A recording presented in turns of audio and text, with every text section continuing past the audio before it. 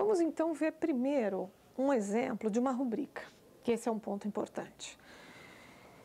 Em cima dessa rubrica, como foi dirigida a um grupo, né, no caso até ao nosso grupo aqui de professores, nós demos algumas instruções sobre, né, como é que é composta essa atividade, é uma atividade dissertativa, depois do envio não vai ser possível refazer, haverá um feedback disponível, né, em tantos dias, até quando tem que enviar, enfim.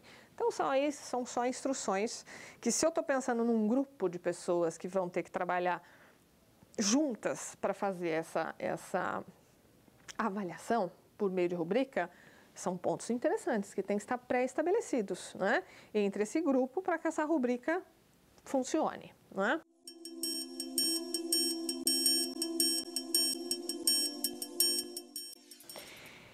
Aí vem exatamente a rubrica. Essa é uma rubrica bastante simples, né?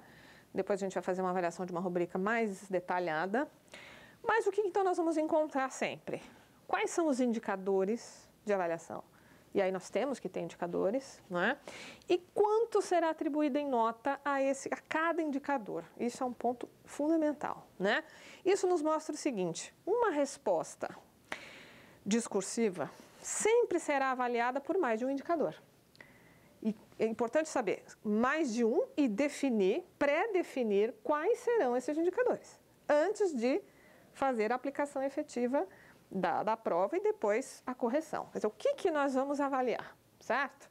E qual é o valor que será dado máximo a cada item, né?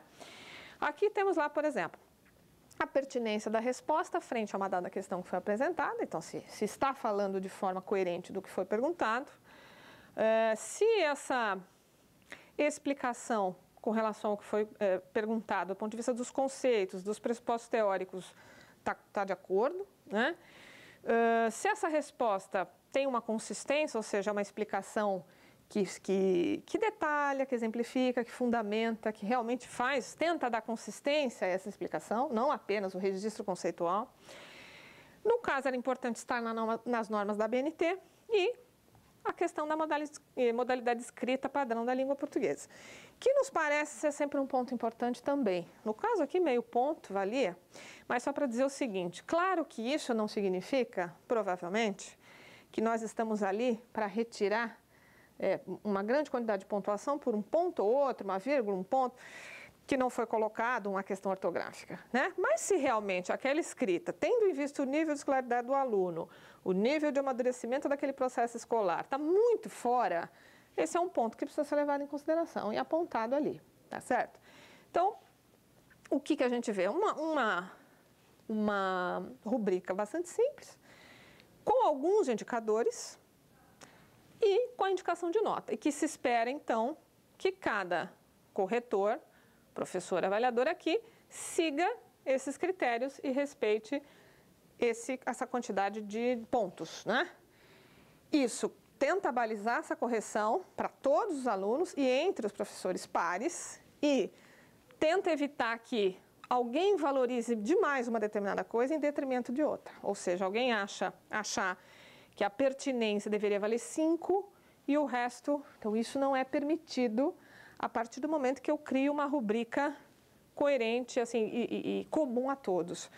No caso de uma correção com alunos, parece importante fazer isso e mostrar para os alunos qual foi a rubrica de correção. Foram levados em conta esses pontos e foram essas as quantidades, né? Posso ter isso aqui até sinteticamente, lá na prova do ENAD a gente tinha isso, a gente vê que eles colocam sinteticamente alguns pontos e quanto vale, né? E aqui a gente tem um pouquinho mais de detalhamento, mas isso baliza e torna esse processo mais produtivo.